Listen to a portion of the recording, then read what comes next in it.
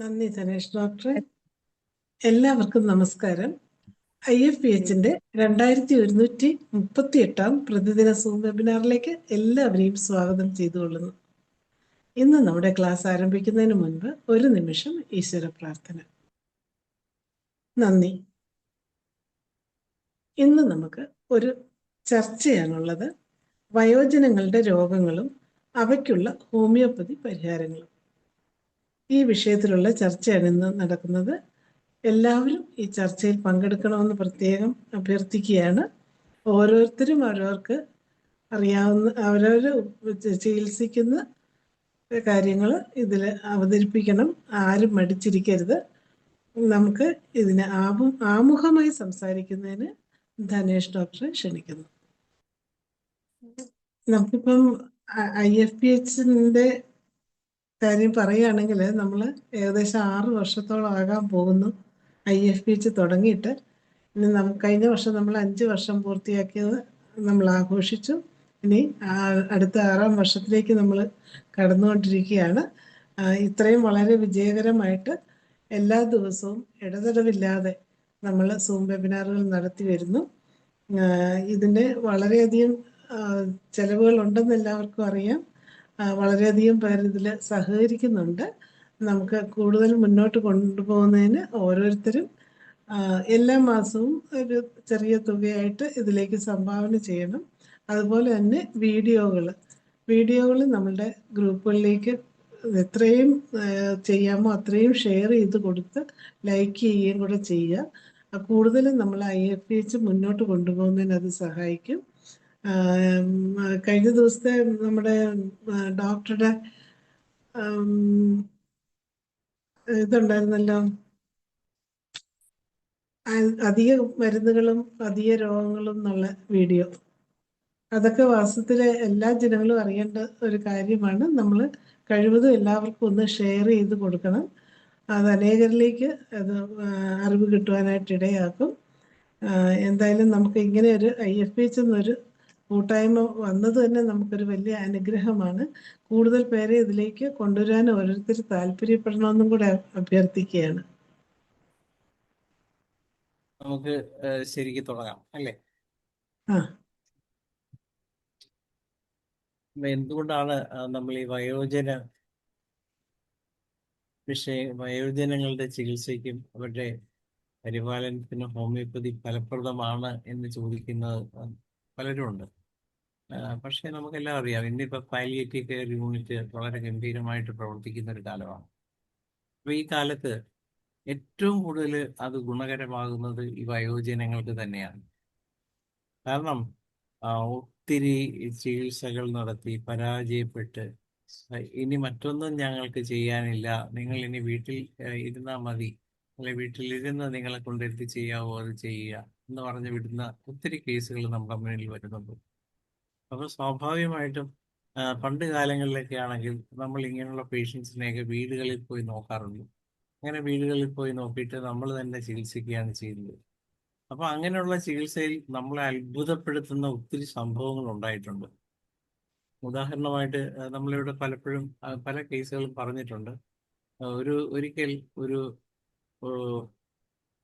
അമ്മച്ചി ഇങ്ങനെ മരണപ്രാപ്തിയായി കിടക്കുകയാണ്. അപ്പൊ എല്ലാവർക്കും ഇത് എന്താണ് ഇനി ചെയ്യാനുള്ളത് എന്ന് അറിയേണ്ട, എന്നാണ് ഈ അമ്മച്ചിക്ക് യാത്ര എന്നറിയേണ്ട കാര്യമാണ്. അപ്പൊ അതുകൊണ്ട് തന്നെ ഇനി മറ്റൊന്നും ഫലപ്രദമില്ല, മറ്റൊന്നും സാധ്യതയില്ല, രക്ഷയില്ല എന്ന് പറഞ്ഞ് വിട്ട ഒരു കേസിൽ നമ്മൾ ഹോമിയോപ്പതി ഡോക്ടർ എന്നുള്ള രീതിയിൽ നമുക്ക് എന്ത് ചെയ്യാൻ പറ്റും?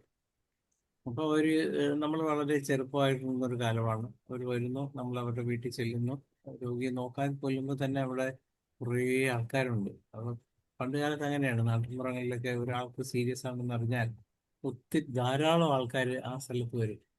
അപ്പൊ അങ്ങനെ അവരിങ്ങനെ കാത്തു നിൽക്കുന്നതിനിടയിലൂടെയാണ് നമ്മൾ പോകുന്നത്. നമ്മൾ പോയി നോക്കുമ്പോൾ രോഗി ഏകദേശം മരണപ്രാപ്തിയിലോട്ട് ആ രീതിയിൽ കിടക്കുകയാണ്. ബോധമില്ല, സംസാരമില്ല, തീരെ അവശനായിട്ട് കിടക്കുകയാണ്. ഒന്നും കഴിക്കാൻ പറ്റുന്നില്ല, കഴിക്കുന്നില്ല, വെള്ളം ഇറക്കുന്നില്ല, വയറ്റിന്ന് പോകുന്നില്ല. അപ്പൊ ചോദിച്ചപ്പോഴത്തേക്ക് പറഞ്ഞൊരു 3 ആഴ്ച ആയിട്ട് വയറ്റിന്ന് പോയിട്ടില്ല, 21 ദിവസത്തിൽ കൂടുതലായി വയറ്റിന്ന് പോയിട്ട്. അവർക്ക് ആദ്യം പക്ഷെ ഇതൊന്നും അല്ല അറിയേണ്ടത്. നമ്മൾ രോഗിയെ നോക്കിയിട്ട് പുറത്തോട്ട് വരുമ്പോൾ, ഡോക്ടറെ എന്താണ് ഡോക്ടർ അഭിപ്രായം, എപ്പോഴത്തേക്കാണ്, ഇതാണ് അവർക്ക് അറിയേണ്ടത്. ഇപ്പൊ ഞാൻ നമ്മള് സ്വാഭാവികമായിട്ട് നമ്മൾ പറയുന്ന ഒരു സ്ഥിരം പല്ലവി അല്ല, ശരിക്കും വാസ്തവം കൂടിയാണത്. ആ കണ്ടീഷനിൽ നമ്മൾ മിനിമം ഒരു 48 മണിക്കൂർ നമുക്ക് നോക്കാം. ഇവിടെ ഹോമിയോ മെഡിസിൻ കൊടുത്ത് നോക്കാം. അത് പോസിറ്റീവ് ആകാനാണെങ്കിൽ ആകാനാണ് സാധ്യത. പക്ഷെ അത് അങ്ങോട്ടോ ഇങ്ങോട്ടോ ട്രീറ്റ് ചെയ്യാം. പക്ഷെ എന്നാലും നിങ്ങൾ ശ്രദ്ധിക്കണം എന്നും പറഞ്ഞ് നമ്മൾ വരുത്തും. നമ്മൾ കേസ് എടുത്ത് വെച്ചുകൊണ്ട്, കാരണം ഈ കേസിൽ ഈ രോഗിയുടെ ഒരു പ്രത്യേകത എന്ന് പറഞ്ഞാൽ, ഈ രോഗി ഓപ്പറേഷനൊക്കെ കഴിഞ്ഞ്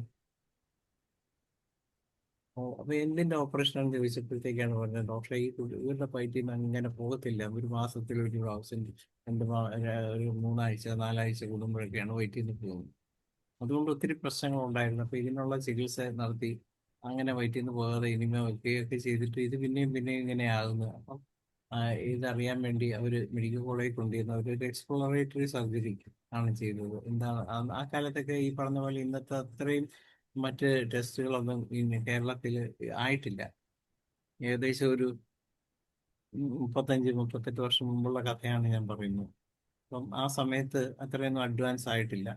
അതുകൊണ്ട് തന്നെ അറിയാൻ വേണ്ടിയുള്ള സർജറി പോലെ അവർ എക്സ്പ്ലോറേറ്ററി സർജറിയാണ് ചെയ്തത്. ഇതൊക്കെ ചെയ്തിട്ട് പറഞ്ഞ് ഇനി ശരിയായിക്കോളും, വീട്ടിൽ കൊണ്ടുപോകാം. അങ്ങനെ അവിടെ വെച്ച് പോരുന്നതിന് മുമ്പ് വീണ്ടും അവർ എങ്ങോ വെച്ചിട്ടാണ് പോകുന്നത്. വീട്ടിൽ വന്നിട്ട് പിന്നെയും മണ്ടേ പിടിച്ച് എൻ്റെയും കൊല്ലും, പോകുന്നില്ല, വയറ്റിൽ നിന്ന് പോകുന്നില്ല.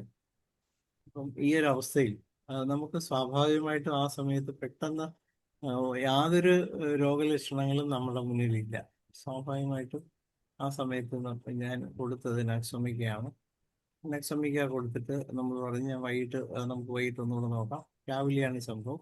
കഴിഞ്ഞ് വൈകിട്ട് വീണ്ടും പോയി, വീണ്ടും ചെല്ലുന്നു, നോക്കുന്നു. അപ്പോഴും ഈ രോഗിക്ക് കാര്യമായ മാറ്റമില്ല. അപ്പൊ കരിക്കും കുടിവെള്ളമോ എന്താ വെച്ചാൽ ഒരു ഡ്രോപ്പ് ബൈ ഡ്രോപ്പ് ആയിട്ട് സ്പൂൺ കൊണ്ട് ഇടയ്ക്കിടയ്ക്ക് കൊടുത്തോളാൻ പറഞ്ഞു. കാരണം അന്നൊക്കെ എല്ലാ വീടുകളിലും കൊണ്ടുവന്ന് ഡ്രിപ്പ് കൊടുക്കാനുള്ള സൗകര്യങ്ങളും ഇല്ലാത്തൊരു കാലമാണ്.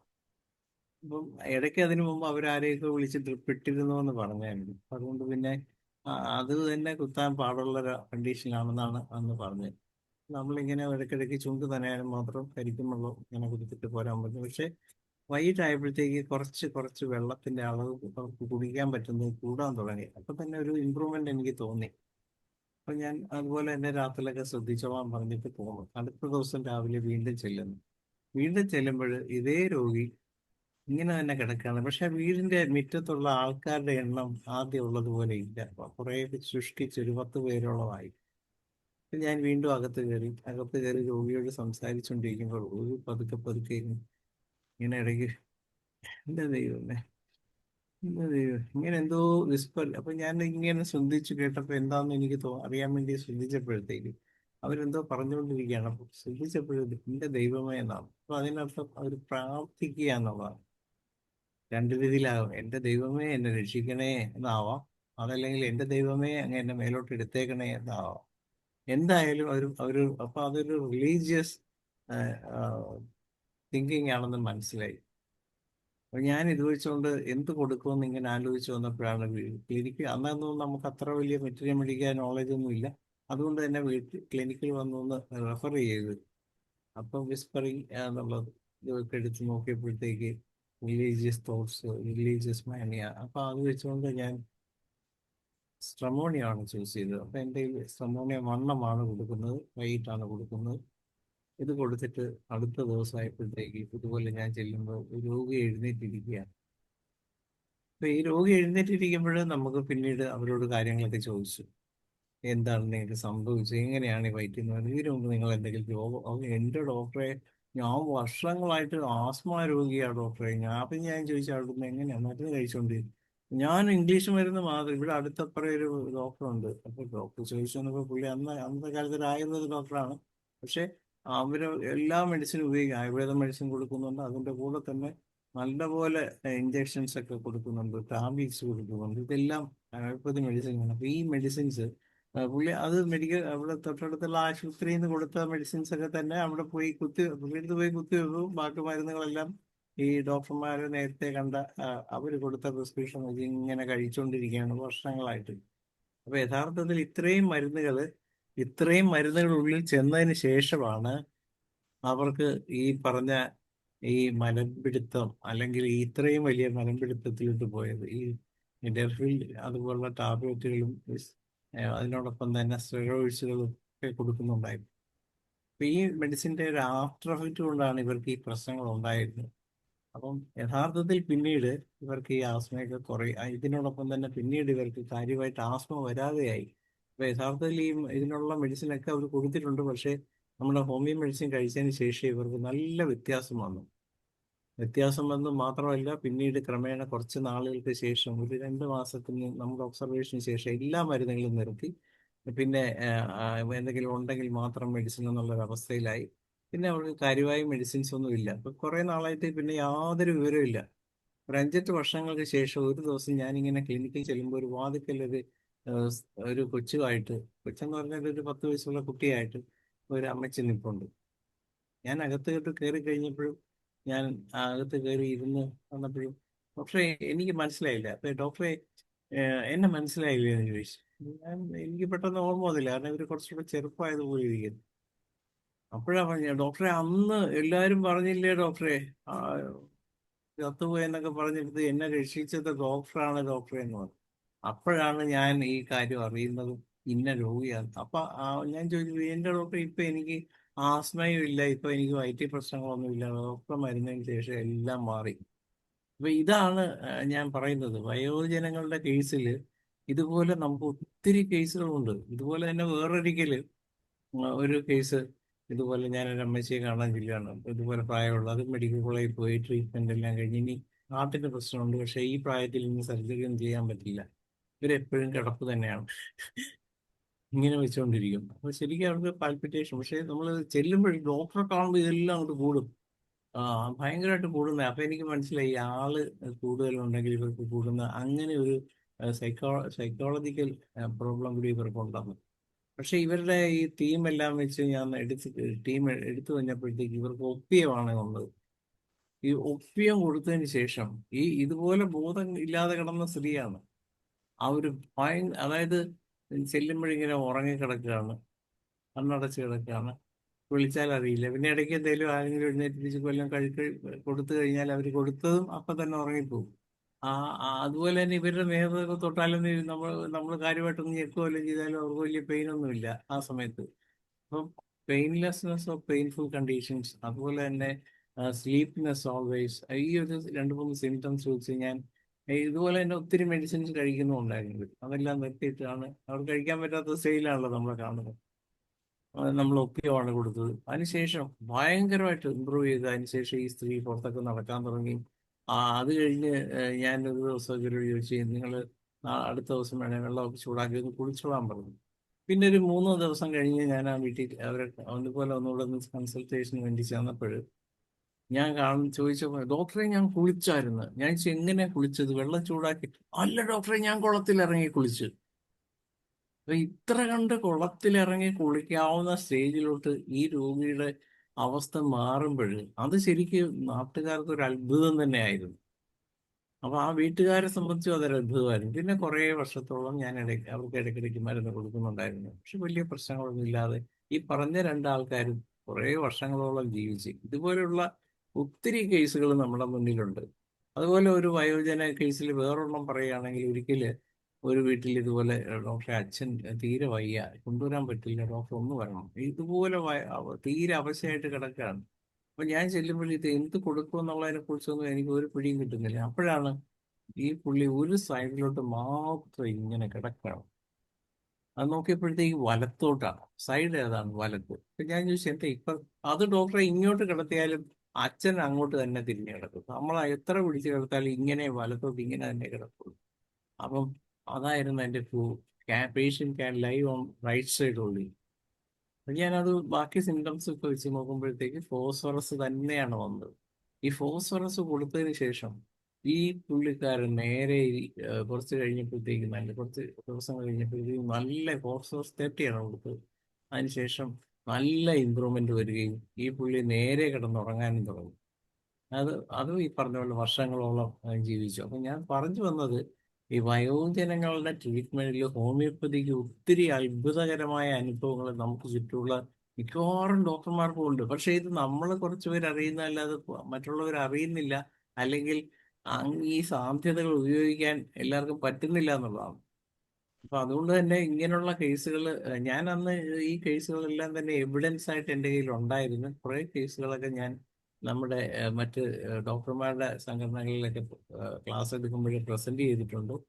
കുറച്ച് കുറച്ച് ഭാഗങ്ങൾ നമ്മൾ IFBHന്റെ ഇതിൽ ഇംഗ്ലീഷ് സെഷനിൽ ഞാൻ ആദ്യകാലത്ത് പ്രസന്റ് ചെയ്തു.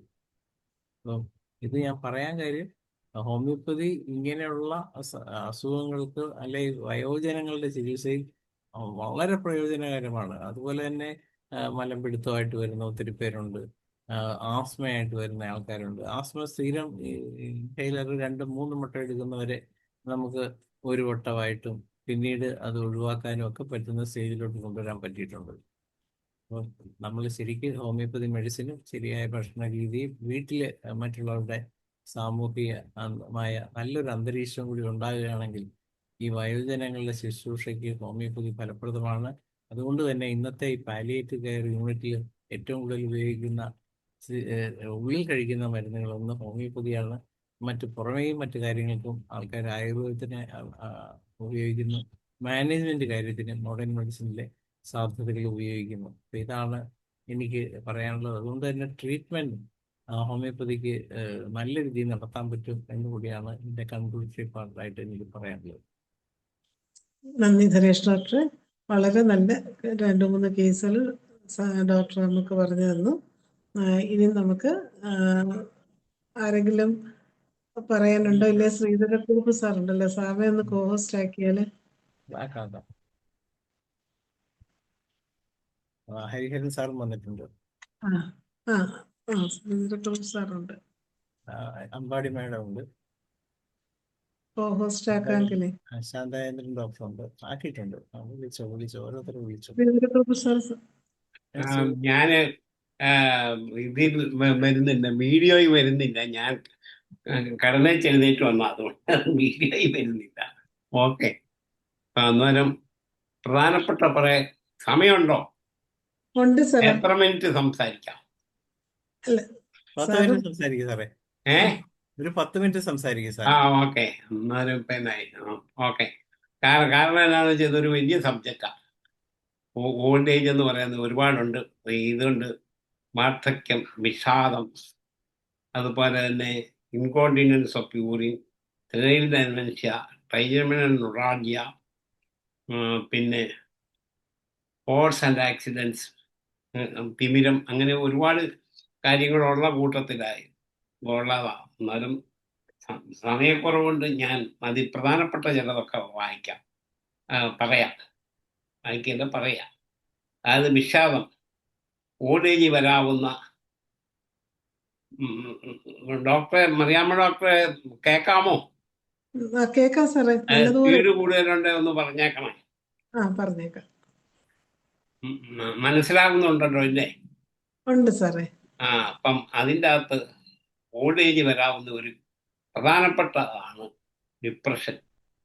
കാരണം വരുമാനം കുറഞ്ഞു, പിന്നെ പഴയ പദവികളൊന്നുമില്ല വീട്ടിലും നാട്ടിലും. പിന്നെ പണ്ട് ഓഫീസിൽ വലിയ വലിയ പോസ്റ്റുകളിലൊക്കെ ഇരുന്നവരാണെങ്കിൽ അതുപോലെയുള്ളൊരു റെസ്പെക്റ്റ് ഒന്നും എല്ലായിടത്തും കിട്ടുകയില്ല. എന്നാലും വിഷാദത്തിലോട്ട് പതിയെ പോകും. സാമ്പത്തികമായിട്ടുള്ള ഞെരുക്കം, പിന്നെ വീട്ടിൽ പിള്ളേരൊക്കെ വളർന്നു, അവരൊന്നും വലുതായിട്ട് അനുസരിക്കുക ഇങ്ങനെയൊന്നുമില്ല. അതൊക്കെ വരുമ്പോഴത്തേനും ഈ വളരെയധികം ദുഃഖം തോന്നും. ദുഃഖവും മാനസികമായി വലുതായി അനുഭവപ്പെടുന്ന അസ്വസ്ഥതയും, വലുതായ ആദിയും ആകാംക്ഷയും മരണഭീതിയും, രാത്രികാലങ്ങളിലുണ്ടാകുന്ന ആദി കിടക്കയിൽ നിന്നും രോഗിയെ ഉണർത്തി ഓടിക്കുന്നു. അർദ്ധരാത്രിക്ക് ശേഷം അധികമാകുകയാണെങ്കിൽ ആഴ്സനിക് ആൽബ, പ്രത്യേകിച്ച് 12 to 2 PM, അത് ആഴ്സനിക് ആൽബ് ബാധകരമാണ്. പക്ഷേ ആഴ്സനിക് ആൽബിനുള്ള ഒരു കുഴപ്പം, അത് രോഗിക്ക് ഡോക്ടറെ വലിയ വിശ്വാസമില്ല. ഞാൻ ചത്തുപോകും, ഇനി എന്നാ ചെയ്തിട്ടും വലിയ കാര്യമൊന്നുമില്ല. അങ്ങനെയുള്ള ഒരു ഡിപ്രഷനാണ് ആഴ്സനിക് ആൽബിന്. ഇനി രക്ഷയൊന്നുമില്ല. അടുത്ത കാലത്ത് മരിച്ച എൻ്റെ ഒരു കൂട്ടുകാരൻ, പുള്ളി 95-ാമത്തെ വയസ്സിലാണ് മരിച്ചത്. കൂട്ടെന്ന് പറഞ്ഞു കഴിഞ്ഞാൽ പ്രായം കൊണ്ടുള്ള കൂട്ടല്ല, മനസ്സുകൊണ്ടുള്ള അടുപ്പം കൊണ്ടുള്ള കൂട്ടാണ്. പുള്ളി ഇങ്ങനെ കൂട്ടുകാരൊക്കെ ചെന്ന് കാണാൻ ചെന്നപ്പോൾ പുള്ളി പറഞ്ഞു, ഇനി ഇങ്ങോട്ടൊന്നും വരണ്ട, ഞാനെല്ലാം റെഡി ആയിട്ടിരിക്കാം, നിങ്ങളൊക്കെ ഇനി അതിനുള്ള മരുന്നൊന്നും കഴിച്ചില്ല. പുള്ളി മരുന്നൊന്നും കഴിക്കുകയില്ല. പക്ഷേ 5 വർഷം മുമ്പാണ് പുള്ളി ഇത് പറഞ്ഞു. ഈ വർഷം മരിച്ചുപോയി, ഒരു 2 ആഴ്ചയായി കാണും.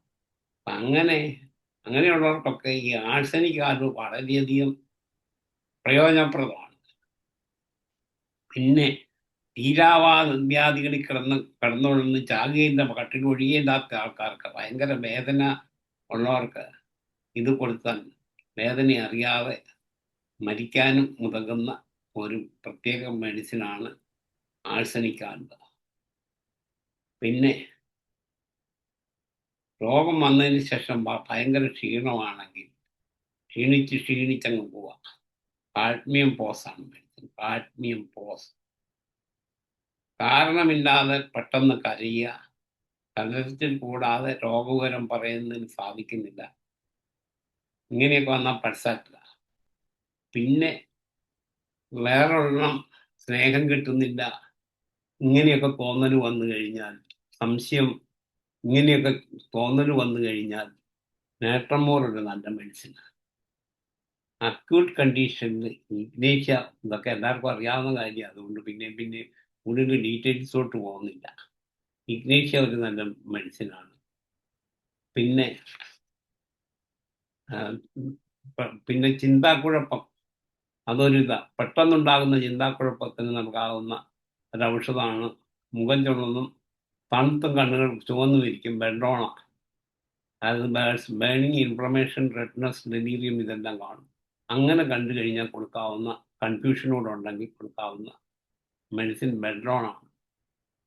ഏകാഗ്രത, ബുദ്ധിശക്തി, ഓർമ്മശക്തി എന്നിവ ക്ഷയിച്ച് മനസ്സ് പൂർണ്ണമായും ജീർണിക്കുന്നു, ചിന്താക്കുഴപ്പം അനുഭവപ്പെടുന്നു. ബെറേറ്റ കാർവ് ഓൾഡ് ഏജിലെ നമ്പർ 1 മെഡിസിനാണ്. അതിപ്പോൾ എവിടെ ഏത് മെഡിക്കായ്ക്കകത്ത് നോക്കിയാലും ബെറേറ്റ കാർവ് എടുത്തു കഴിഞ്ഞാൽ it is one of the best medicine old age. പ്രത്യേകിച്ച് മറവിക്കും അങ്ങനെയുള്ള കാര്യത്തിനുമൊക്കെ ഏറ്റവും കൂടുതൽ പറ്റുന്ന ഒരു 1-ാം തരം മെഡിസിനാണ് ബെറേറ്റ കാർവ്. വലുതായ മറവി അനുഭവപ്പെടുന്ന ചിന്താക്കുഴപ്പത്തിന് പ്രത്യേക ഔഷധം കനാബിസ് ഇൻഡിക്ക. പിന്നെ വരുന്നത് ഓരോന്ന് ഇതനുസരിച്ചിട്ട് പറയാം, കാരണം എന്താണെന്ന് വെച്ചാൽ സമയം 10 മിനിറ്റ് ഉണ്ട്. 10 മിനിറ്റ് ആകുമ്പോൾ പറഞ്ഞേക്കണേ, എന്നാലും നിർത്തിയേക്കാം. വേറെ ഉള്ളവരും 2-3 പേരില്ലേ. പിന്നെ പറ്റുന്നത് വാർദ്ധക്യത്തിൽ ശക്തി വീണ്ടെടുക്കാൻ നൽകാവുന്ന ഒരു ഔഷധമാണ് അട്ടിക്കായ് ഉറസ്. മദർ ടിഞ്ചർ കൊടുത്താൽ ക്ഷീണമുള്ളവർക്ക്, വാർദ്ധക്യം കൊണ്ടുള്ള ക്ഷീണത്തിന് പറ്റിയ ഒരു മെഡിസിനാണ്. 10 തുള്ളി ദിവസം 4 പ്രാവശ്യം, രാവിലെ, ഉച്ചയ്ക്ക്, വൈകിട്ട്, രാത്രി. പിന്നെ വാർദ്ധക്യത്തെ തടയാനുള്ള വേറൊരു പ്രത്യേക മെഡിസിനാണ് തയോസ്യാമിനും. അത് ലോവർ പൊട്ടൻസിയാണ് നല്ലത്. വാർദ്ധക്യത്തിൽ നൽകാവുന്ന ഒരു ടോണിക്ക് ജീവശക്തി വർദ്ധിപ്പിക്കും, ശാരീരിക ക്ഷീണം കുറയ്ക്കും, രക്തചംക്രമണം ത്വരിതപ്പെടുത്തുന്നു, ഓർമ്മശക്തി കൂട്ടുന്നു, ശരീര പ്രതിരോധ ശക്തി വർദ്ധിപ്പിക്കുന്നു. Ginkgo biloba mother tincture. പ്രത്യേകിച്ച് ഓർമ്മക്കുറവും ഇതുമൊക്കെ വന്നാൽ അത് വളരെ നല്ലൊരു ഔഷധമാണ്. ഒത്തിരി പേർക്ക് അത് പ്രയോജനം ചെയ്തിട്ടുണ്ട് വാർദ്ധക്യത്തിൽ ഓർമ്മശക്തി കുറവിന്. പിന്നെ വേറൊരു കണ്ടീഷൻ തിമിരുമാണ്, കാട്രാക്ട്. ആരംഭത്തിൽ നൽകാവുന്ന ഒരു ഔഷധം കോഷ്ടിക്കം. തുടക്കത്തിൽ തന്നെയാണെങ്കിൽ കോഷ്ടിക്കം കൊടുക്കാം. വളരെ അത് കൂടുതൽ വളരാതെയും പൂർണ്ണ രൂപത്തിൽ എത്താതെ ഇരിക്കും. Lower potency. പിന്നെ ഇടയ്ക്കൊക്കെ ഞാനൊരു വണ്ണം ഇടയ്ക്ക് കൊടുക്കും. അതിന് വലിയ എഫക്റ്റ് കാണാതെ വന്നാൽ ഇടയ്ക്ക് ഒരു വണ്ണം, ഒരു ഡോസ് കൊടുക്കും. എന്നിട്ട് വീണ്ടും 0/3 0/6 കണ്ടിന്യൂ ചെയ്യും. പിന്നെ അതിൻ്റെ കൂട്ടത്തിൽ ഞാൻ എപ്പോഴും സിനേറിയ മറട്ടിമ ആൽക്കഹോൾ ഫ്രീ കണ്ണിൽ ഒരു 2 മണിക്കൂർ 3 മണിക്കൂർ നേരം ഒഴിച്ചോടാൻ പറയും. നല്ല സുഖമാണ്. പ്രായമുള്ളവർക്കൊക്കെ ട്രൈ ചെയ്യാം ഈ സിനേറിയ മറട്ടിമ ഐ ഡ്രോപ്സ്. വളരെ നല്ലതാണ്. ഇച്ചിരി വില കൂടുതലാണ്. ജർമ്മൻ്റെ ഒക്കെ ആണെങ്കിൽ ഇച്ചിരി വില കൂടുതലാണ്. 350, 200, 250, 300 മേടിക്കും. കണ്ണിന്റെ കറുത്ത പടലത്തിൽ ദീപം തെളിയുന്നത് പോലെ തീപ്പൊരി കണ്ണിന്റെ മുന്നിലുള്ളതായി കാണുകയും ചെയ്താൽ കാർക്കേറിയ ഫ്ലോർ ഞാൻ 6S കൊടുക്കും, അതിനിടയ്ക്ക് ഒരു വണ്ണം കൂടെ കൊടുക്കും. മുകളിലുള്ളതൊക്കെ ഔഷധങ്ങൾ പരാജയപ്പെട്ടാൽ കണ്ണിലേക്കുള്ള ഏറ്റവും നല്ല ഒരു മെഡിസിനാണ് ഫോസ്ഫറസ്.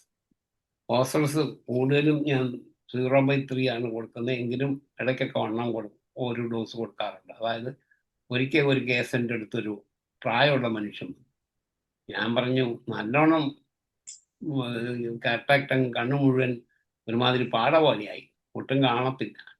പുള്ളിയെ ഒരാൾ കയ്യെ പിടിച്ചോണ്ടാ വന്നത്. ഒരുമാതിരി നല്ല പ്രായമുണ്ട്, ഒരു 75-80 വയസ്സുണ്ട്. പുള്ളിയോട് പറഞ്ഞു ഒരു അതികായകനാണ്, നല്ല പൊക്കം, നല്ല തടി, പക്ഷേ ഇച്ചിരി നടക്കുമ്പം ഒരു വഴി പിടിച്ച് കുഞ്ഞു കുഞ്ഞാ വരുന്നത്. ഏതായാലും ഞാൻ പറഞ്ഞു ഓപ്പറേഷൻ ചെയ്യരുത്, എനിക്കത് ഡോക്ടറെ പേടി, അതുകൊണ്ടാണ് ഡോക്ടറെ അടുത്തോട്ട് വന്നത്, എന്തേലും ഒന്ന് തരണം എന്ന് പറഞ്ഞു. അന്നേരം ഞാൻ അയാളുടെ കോൺസ്റ്റിറ്റ്യൂഷനും ഇതുമെല്ലാം സിംറ്റംസ് എല്ലാം എടുത്ത് നോക്കിയപ്പം ഫോസ്ഫറസാണ് വന്നത്.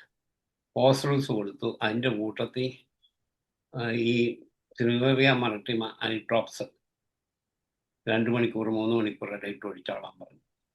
ഏതായാലും അത് ഒരുപാട് കുറഞ്ഞു, തീർത്തും മാറിയെന്നല്ല ഞാൻ പറഞ്ഞത്, ഒരുപാട് കുറവായി കണ്ണ് കാണാൻ പറ്റി. അതിനുശേഷം ഞാൻ ഫോസ്ഫറസ് ഒത്തിരി പേർക്ക് ബ്ലൈൻഡ് പ്രിസ്ക്രിപ്ഷനായിട്ട് കൊടുത്തിട്ടും അത് വർക്ക് ചെയ്തിട്ടുണ്ട്. Phosphorus is one of the best medicine for the I problems എന്ന് എനിക്ക് മനസ്സിലായിട്ടുണ്ട്. എൻ്റെ 51 വർഷത്തെ എക്സ്പീരിയൻസിൽ നിന്ന് മനസ്സിലായതാണ്.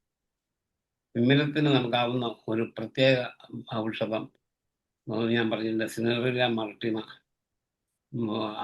ഐട്രോപ്സ് ഉണ്ടെങ്കിലും മദർ ടിഞ്ചർ ഉള്ളിലോട്ട് കഴിക്കുകയും ചെയ്യാം. ഞാൻ ബാക്കിയുള്ള ഇൻഡിക്കേറ്റഡ് മെഡിസിൻ്റെ കൂട്ടത്തിൽ ഈ മദർ ടിഞ്ചറും കൊടുക്കാറുണ്ട്. ബയോകെമിക് മെഡിസിനാണ് കാർക്കേറിയ ഫ്ലോർ 6X, 12X മുതലായവ കൊടുക്കും. പിന്നെ സമയമാകുമ്പോൾ പറഞ്ഞോണേ. 3 മിനിറ്റോടെ സാർ. അപ്പം അന്നൊരു 3 മിനിറ്റ് കൂടെ പറയാം. ഒന്ന് വീഴ്ചയും അപകടങ്ങളും. അടിക്കടി ഉണ്ടാകുന്ന വീഴ്ചയും അതുമൂലം ഉണ്ടാകുന്ന മുറിവുണങ്ങുവാനും നൽകാവുന്ന പറ്റിയ ഔഷധം അസ്വസ്ഥതയുണ്ടെങ്കിൽ ആർണിക്ക, അതെല്ലാവർക്കും അറിയാവുന്ന. അസ്ഥികൾ പൊട്ടിയിട്ടുണ്ടെങ്കിൽ ആർണിക്ക നൽകിയതിന് ശേഷം കൊടുക്കാവുന്ന ഔഷധം സിംപൈറ്റം. പെട്ടെന്നുണ്ടാകുന്ന നടുക്കം മാറ്റുവാൻ നൽകാവുന്ന ഔഷധം റൈറ്റ്, അതായത് വീണേച്ചോട്ടനെ വന്ന് സിംപൈറ്റം മദർ ടിഞ്ചറാണ്, ബാക്കിയുള്ളതൊക്കെ പൊട്ടൻസിയ. പെട്ടെന്നുണ്ടാകുന്ന നടുക്കം, വിളർത്ത് തണുത്തിരിക്കുന്ന ചർമ്മം, നെറ്റിയിൽ തണുത്ത വിയർപ്പ്, വിരേട്ടം, ആഴത്തിലുള്ള വേദനയോടുകൂടിയ മുറിവുകൾ ഉണങ്ങുവാൻ നൽകാവുന്ന മെഡിസിൻ കലണ്ടുല. പുറമെ കലണ്ടുല മദർ ടിഞ്ചർ റോഷനാക്കി വെറ്റി കെട്ടും, അല്ലെ കലണ്ടുല പൗഡർ ഇടും. സൂക്ഷ്മനാടിക്ക് പരിക്ക് ഏൽക്കുകയോ ഞരമ്പുകൾക്ക് മുറിവേൽക്കുകയോ ചെയ്താൽ നൽകാവുന്ന ഔഷധം, ഊർത്ത വസ്തുക്കൾ കൊണ്ടുള്ള മുറിവുണങ്ങുന്നതിന് നൽകാവുന്ന ഔഷധം ഐപ്രിക്ക, ലോവർ പൊട്ടൻസിയാണ്. വീട്ടിൽ തലയ്ക്ക് ക്ഷതമേറ്റാൽ നൽകാവുന്ന ഔഷധം നേട്രസെപ്റ്റ്. ഞാൻ ഒരുപാട് പേർക്ക് കൊടുത്ത് ശരിയായിട്ടുണ്ട്. ബോധക്ഷയം വരെ വന്ന കേസുകൾ ഓടി ശരിയായിട്ടുണ്ട്. ഇപ്പം ഏകദേശം എൻ്റെ സമയം തീർന്നു. ഇനി എല്ലാവരും പറഞ്ഞു കഴിഞ്ഞ് സമയം ഉണ്ടെങ്കിൽ പറയാം. തുടരണം സാറേ. എന്താ? അല്ല സാറ് പോകരുതെന്ന്. പോകുന്നില്ല, ഞാനിവിടെ കേട്ടോണ്ടിരിക്കുക. അടുത്തത് ഹരിഹരൻ സാർ പോയെന്ന് തോന്നുന്നല്ലേ? ശാന്തേന്ദ്രൻ സാർ.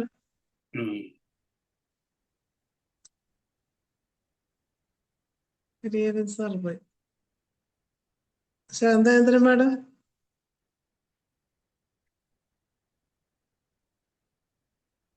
നമസ്കാരം ഡോക്ടറെ. ഇപ്പോൾ നമ്മളെ കുറുപ്പ് സാർ ഡോക്ടർ പറഞ്ഞതിൽ കൂടുതലായിട്ട് എനിക്ക് ഇതൊക്കെ തന്നെയാണ് എൻ്റെ ഓർമ്മയിൽ വരുന്നത്. പെട്ടെന്നായതുകൊണ്ട് പിന്നെ ഈ പ്രായമുള്ളവർക്ക്, സ്ത്രീകൾക്കാണെങ്കിൽ ഡ്രിബ്ലിംഗ് ഓഫ് യൂറിൻ വരുവാണെങ്കിൽ കോപ്പൈവ നല്ലൊരു മെഡിസിനാണ്. കോപ്പൈവ പുരുഷന്മാർക്ക് സാബിൾ സെറിലാറ്റ ഒക്കെ കൊടുക്കുന്ന പോലെ കോപ്പൈവ നമുക്ക് ഈ സ്ത്രീകൾക്ക് കൊടുക്കാൻ എനിക്ക് നല്ല അനുഭവം കിട്ടിയിട്ടുണ്ട്. പിന്നെ പെട്ടെന്ന് അങ്ങോട്ട് ഓർക്കണില്ല ഞാനിപ്പോ. പിന്നെ പറേറ്റ കാർബ്, ജിങ്കോ ബൈലോബ ടിഞ്ചർ മാത്രമല്ല, നമുക്ക് വണ്ണമും കൂടെ കൊടുക്കാം ഓർമ്മക്കുറവിനൊക്കെ. പിന്നെയും ഓർമ്മക്കുറവ് വരുന്ന ഇതിന് അലൂമിന നല്ലൊരു മെഡിസിനാണ്. അലൂമിന പഴയ കാര്യങ്ങൾ, ടോട്ടൽ ലോസ് ഓഫ് മെമ്മറി, അതിന് അലൂമിന നല്ലൊരു മെഡിസിനാണ്. പിന്നെ ഈ പ്രായമുള്ളവർക്ക് കോൺസ്റ്റിപ്പേഷൻ വരുമ്പോൾ, കോൺസ്റ്റിപ്പേഷൻ്റെ ഒരു കംപ്ലൈൻറ്റ് വരുമ്പോൾ നമുക്ക് കൊടുക്കാൻ പറ്റുന്നത് ഓപ്പിയം 0/3 കൊടുക്കാം. പിന്നെ പ്ലംബവും കൊടുക്കാം. ഇങ്ങനെ എനിക്ക് വളരെ, ഞാൻ മുമ്പേ APHൻ്റെ ഇതിൽ ഞാൻ പറഞ്ഞിട്ടുണ്ട് അതൊരു കേസ്. പ്ലംബം മെറ്റ് വണ്ണം കൊടുത്തിട്ട് 0/3 കൂടെ കൊടുത്ത് ഒരു എപ്പോഴും മാനുവലായിട്ട് മോഷൻ എടുക്കേണ്ട ഒരു കേസായിരുന്നു അത്. വളരെ ബുദ്ധിമുട്ടി ഹോസ്പിറ്റലിൽ കിടന്ന് ആൻറ്റാസിഡ് ഇത് അനീമിയൊക്കെ വെച്ച് പോകാത്ത കേസിൽ ഓപ്പിയം 0/3 കൊടുത്തിട്ട് പ്ലംബവും കൊടുത്തിട്ട് വളരെ, ഓപ്പിയത്തിന് സെൻസേഷൻ ഉണ്ടാവില്ല, പ്ലംബം ഇങ്ങനെ ആട്ടും കാട്ടം പോലെ ഉണ്ട പോലെ പോകും, ഭയങ്കര ഇതായിട്ട് പോകുന്നു. അതിന് ഇത് രണ്ടും വളരെ എഫക്റ്റീവാണ്. പിന്നെ ഇത് വീക്ക്നെസ് പറഞ്ഞപ്പോൾ നമുക്ക് കാലിഫോസ് 30 200 കൊടുക്കാം. അത് വീക്ക്നെസ്സിനും ഉറക്കക്കുറവിനും ഒക്കെ നല്ലതാണ്. ഉറക്കമില്ലാതെ വരുന്ന കേസിന് നമുക്ക് കാലിഫോസ് 200x വളരെ ഗുണം ചെയ്യും. ടെൻഷനല്ല, അത് സാധാരണ നമ്മളെപ്പോലെ പ്രായമുള്ളവർക്കൊക്കെ ഉറക്കക്കുറവ് വരില്ല. അപ്പോൾ കാലിഫോസ് 200x ഒരു 2-3 ഡോസ് ഉറങ്ങുന്നതിനൊരു അരമണിക്കൂർ മുമ്പ് കഴിക്കാമെങ്കിൽ നല്ലതാണ്. പിന്നെ എസ്കലേഷ്യ, അതും ടിഞ്ചർ, പാസിഫ്ലോറ, ബ്രഹ്മി, അതെല്ലാം കൂടെ കഴിക്കുന്ന, അതും ഉറക്കക്കുറവിന് വളരെ നല്ലത്. കോൺസ്റ്റിപ്പേഷൻ ഉണ്ടെങ്കിൽ അങ്ങനെയുള്ളവർക്ക് ഉറക്കക്കുറവും കൂടെ പറയുമ്പോൾ നമുക്ക് ബ്രഹ്മി ടിഞ്ചർ കൊടുക്കാം. പിന്നെ ഇനി പാസിഫ്ലോറയ്ക്ക് മുമ്പ് ഏതാ പറഞ്ഞത്? എസ്കലേഷ്യ ടിഞ്ചർ കൊടുക്കാം, അത് നല്ലതാണ്. അത് ഉറങ്ങാനായിട്ട് വളരെ നല്ല, ഉറക്കക്കുറവ് അധികം ആൾക്കാരും വന്ന് പറയാറുണ്ട്.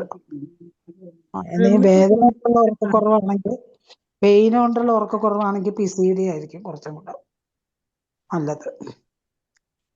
ഇത്രയാണ് എനിക്ക് പെട്ടെന്ന് ഓർമ്മ വരുന്നത്. ഇനി എല്ലാവരും പറയട്ടെ. എന്തായാലും മാഡം വളരെ നല്ല അറിവാണ് പകർന്നത്. കുറച്ച് പറഞ്ഞുള്ളെങ്കിലും അത് വളരെ പ്രധാനപ്പെട്ട കാര്യങ്ങളാണ് മാഡം പറഞ്ഞത്. താങ്ക് ഇനി യു. നമുക്ക്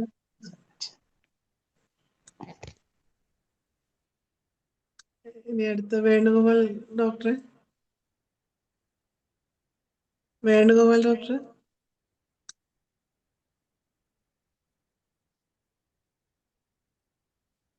പീതാംബരൻ ഡോക്ടർ ഉണ്ടല്ലോ. പീതാംബരൻ ഡോക്ടർ ഒന്ന് അൺമ്യൂട്ട് ചെയ്ത് സംസാരിക്കാവോ? പീതാംബരൻ ഡോക്ടർ,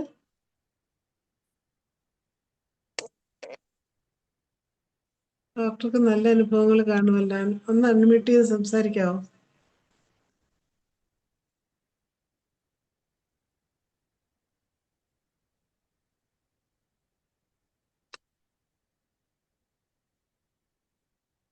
ഡോക്ടർക്ക് അൺമ്യൂട്ട് ചെയ്യാൻ പറ്റുന്നില്ലേ?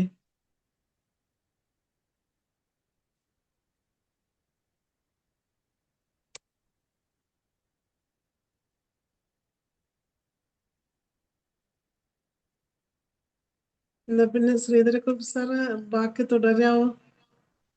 ഇനി ആരെങ്കിലും ഹാൻഡ് റൈസ് ചെയ്യുകയാണെങ്കിൽ നമുക്ക് വിളിക്കാം. ഓക്കെ. പിന്നെ ഈ വേറൊരെണ്ണം ഞാൻ മറന്നുപോയി, ജിങ്സാങ് ഒരു നല്ല മെഡിസിനാണ് ഓൾഡ് ഏജിന്റെ. ഏത്? ജിങ്സാങ് മദർ ടിഞ്ചർ കേട്ടിട്ടില്ലേ? ജിൻസങ് അല്ലേ ഡോക്ടറെ? അതെ. പിന്നെ അതെന്തിനു വേണ്ടിയാ പറഞ്ഞത് സാർ? അതിപ്പം കുറച്ചുകൂടെ ഒക്കെ വീക്ക്നെസ് ഒക്കെ ഉള്ളത് കുറച്ച് കിട്ടും. ഓൾഡ് ഏജിൽ കുറച്ചുകൂടെ മുന്നോട്ട് പോകാൻ that can be extend, sufferance can be reduced. അതൊരു നല്ല മെഡിസിനാണ്. അതായത് അമിതമായ ആസക്തി കാരണം, ലൈംഗികാസക്തി കാരണം ഉണ്ടാകുന്ന അകാല വാർദ്ധക്യം, അവർക്ക് കൊടുക്കാവുന്ന ഒന്നാം തരം മരുന്നാണ് ആഗ്നസ് കാസ്റ്റസ്. അതൊരു, ഞാൻ ഇന്നാളും പറഞ്ഞതാ, ഒരു സെക്സ് ഫീലിങ്സ് കൂടുതലുള്ളവർക്ക് കൊടുക്കാവുന്ന, ഹോമോസെക്സ്വാലിറ്റിക്കും പറ്റുന്ന ഒരു നല്ല മെഡിസിൻ, ആണിനും പെണ്ണിനും പറ്റും. സാധാരണയുള്ള ശരീരതാപത്തിൽ ന്യൂനത, അകാല വാർദ്ധക്യം, വർദ്ധിച്ച ക്ഷീണം, എല്ലാ പ്രവർത്തനങ്ങളും വന്നത, ദിവസങ്ങളോളം നിലനിൽക്കുന്ന മലബന്ധമാണ് അലൂമിനായ. ഇച്ചിരി സ്പീഡുണ്ട് കേട്ടോ സാറേ. എന്നാൽ കുറച്ചേക്കാം. അപ്പൊ ഒന്നുകൂടെ ഒന്ന് പറയാമോ? അതായത് സാധാരണയുള്ള ശരീര താപനിലയിൽ കുറവ്, അകാല വാർദ്ധക്യം, ക്ഷീണം, അതായത് ഒരു 30 വയസ്സ് 40 വയസ്സൊക്കെ ഉള്ള 60 വയസ്സുള്ള ഒരാളെ കാണുന്ന കൂട്ടിരിക്കും. എല്ലാം വളരെ സ്ലോ ആയിരിക്കും. അതായത് 2, 3, 4 ദിവസം കഴിഞ്ഞാൽ വയറ്റിൽ നിന്ന് പോകും. കോൺസ്റ്റിപ്പേഷൻ, ഓൾഡ് ഏജിലുള്ള കോൺസ്റ്റിപ്പേഷൻ, അലൂമിന ഒരു നല്ല മെഡിസിൻ.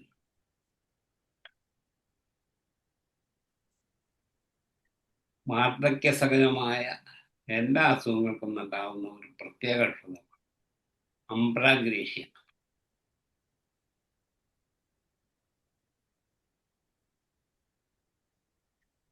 അംബ്രാഗ്രേഷ്യയ്ക്ക് ഒരു പ്രത്യേകത കൂടെ ഉണ്ട്. ഓൾഡ് ഏജിലുണ്ടാകുന്ന പ്ലൂറൈറ്റിസ് ഉണ്ടാകും, സ്പെഷ്യലി ഇത് ലേഡീസിലുണ്ടാകുന്ന, ഓൾഡ് ഏജിലുണ്ടാകുന്ന പ്ലൂറൈറ്റിസ് വൺവായ്ക്ക് ഉള്ള പ്രധാന ഒത്തിരി പേർക്കുണ്ട്. അത് പ്രായമായി കഴിഞ്ഞാൽ ആരും മിണ്ടുകയില്ല. അങ്ങനെയുള്ളവർക്ക് കൊടുക്കാവുന്ന ഒരു ഒന്നാം തരം മെഡിസിനാണ് അംബ്രാഗ്രേഷ്യ. പെട്ടെന്നുണ്ടാകുന്ന മറവി, ബുദ്ധിശക്തി കുറേശ്ശെ കുറഞ്ഞു വരിക, ഇടയിടയ്ക്ക് രണ്ടാളാണോ എന്ന് തോന്നുന്നു, ബൈപ്പാടാർ പോലെ തോന്നിക്കുന്നു,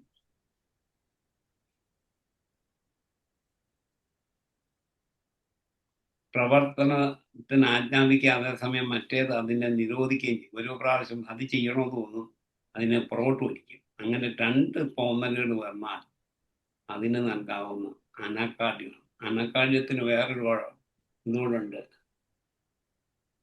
അത് രാഗ, പിന്നെ ചില ഈ മൃഗങ്ങളെയൊക്കെ ഉപദ്രവിക്കുക, അങ്ങനെയൊക്കെയുള്ള ഇതുണ്ട്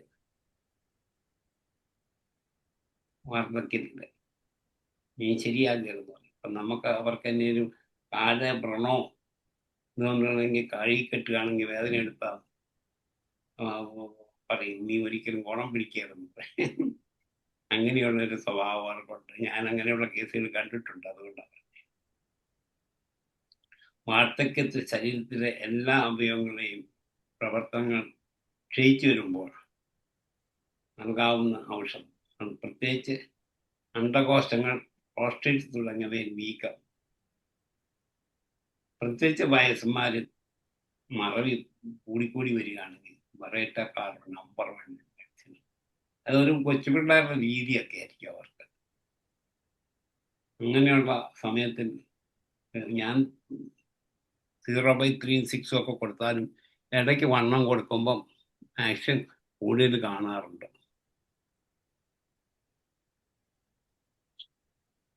വണ്ണം കൊടുത്തിട്ട് പിന്നെയും 0/3 പിന്നെയും കൊടുക്കും. അന്നേരം ഒന്നുകൂടെ എഫക്റ്റ് കൂടുതൽ കാണാറുണ്ട്. പിന്നെ നടക്കുവാൻ വിഷമം, നടക്കുമ്പോൾ വിറയ്ക്കുക, വഴക്കമില്ലായ്മയും വേദനയോട് കൂടിയതുമായ കാലുകൾ, മൂത്രമൊഴിക്കാൻ പ്രയാസം, പെട്ടെന്നൊന്നും വരികയില്ല, ഇങ്ങനെ മുക്കി ഇരിക്കണം, പെട്ടെന്നുള്ള മറവി, ഇങ്ങനെയൊക്കെ കണ്ടു കഴിഞ്ഞാൽ കൊണയമ്മയൊക്കെ, പ്രത്യേകിച്ച് ഓൾഡ് ഏജിൽ പ്രത്യേകിച്ച് മെയിലാണെങ്കിൽ അവർക്ക് ഈ പ്രോസ്റ്റേറ്റിൻ്റെ ഇതുകൂടെ കാണും. ഒന്നുകൂടെ മൂത്രം ഒഴിക്കാൻ പാടാം, മുക്കി നീക്കും, ഭയങ്കര പ്രയാസപ്പെട്ടായിരിക്കും മൂത്രം ഒഴിക്കുന്നത്.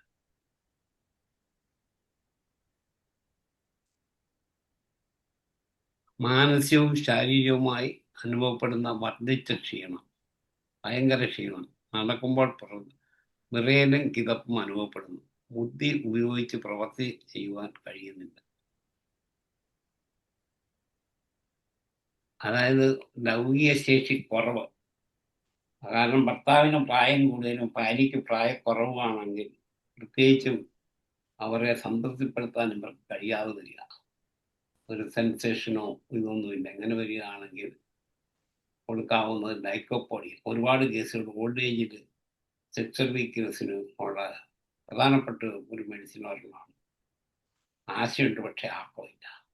അതിന് കൊടുക്കാവുന്ന ഏറ്റവും നല്ല മെഡിസിൻ ഹോമിയോപ്പതിയിൽ ലൈക്കോപോഡിയാണ്.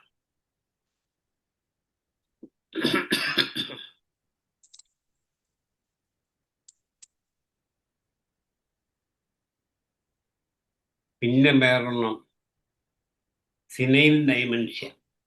മാർഗത്തിൽ ഏകാഗ്രത, ബുദ്ധിശക്തി, ഓർമ്മശക്തി എന്നിവ ക്ഷയിച്ച് മനസ്സ് പൂർണ്ണമായും ജീർണിക്കുന്ന അവസ്ഥയാണ് സിനൈൽ ഡൈമെൻഷ്യ എന്ന് പറയുന്നത്. ഇത്തരം രോഗികളിൽ ഓർമ്മശക്തിയും ബുദ്ധിശക്തിയും നശിക്കുന്നു. സർവകാല ഭ്രമം ബാധിക്കുന്ന രോഗി ക്രമേണ സ്വഭേദം നഷ്ടപ്പെട്ടതായി മാറും. അതിനും പ്രധാനപ്പെട്ട മെഡിസിൻ ബെറൈറ്റ കാർബാണ്. ശരീരത്തിലെ എല്ലാ അവയവങ്ങളുടെയും പ്രവർത്തനങ്ങൾ കുറേശ്ശെ ചെയ്യിച്ചുകൊണ്ടിരിക്കും. വർദ്ധിച്ച ക്ഷീണം, ഭാരചാപന്യം പ്രവർത്തിക്കുന്നത്. അതിന് കൊച്ചുകുട്ടികളെ കൊട്ടു ആണ് അവരുടെ പ്രവർത്തികളില്ല. രക്തക്കുഴലുകളുടെ ഉൾവശം കട്ടി കൂടിക്കൂടി വരുന്നു. തണുപ്പൊട്ടും സഹിക്കാൻ പറ്റിയല്ല.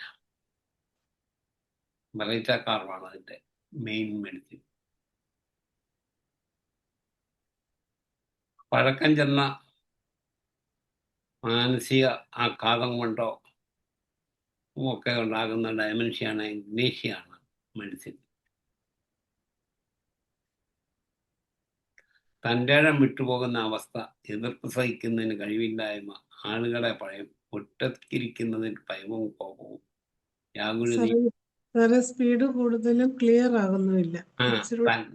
തൻ്റെ ഇടം വിട്ടുപോകുന്ന അവസ്ഥ. ഒരു തൻ്റെ ഇടമില്ല. ആരെയും എന്നേലും പറഞ്ഞാൽ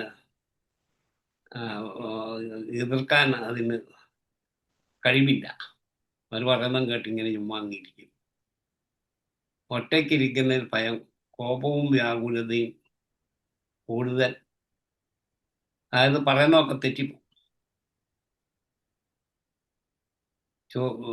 മറിച്ചും തിരിച്ചും ചൊറിച്ചു കൊണ്ടുവാന്നൊക്കെ പറയും. അങ്ങനെ അങ്ങോട്ടും ഇങ്ങോട്ടൊക്കെ വാക്കുകൾ തമ്മിൽ തെറ്റിപ്പോകും. ലൈക്കോപോഡിയം തന്നെയാണ് മെഡിസിൻ. അതുപോലെ ലൈക്കോപോഡിയം, ബെറൈറ്റ കാർബ് ഇങ്ങനെയുള്ള മെഡിസിൻസ് എല്ലാം ഓൾഡ് ഏജിൽ അതിൻ്റെ ഇൻഡിക്കേഷൻ അനുസരിച്ചിട്ട് ഏറ്റവും വളരെയധികം പ്രയോജനപ്രദമായ മെഡിസിൻസാണ്.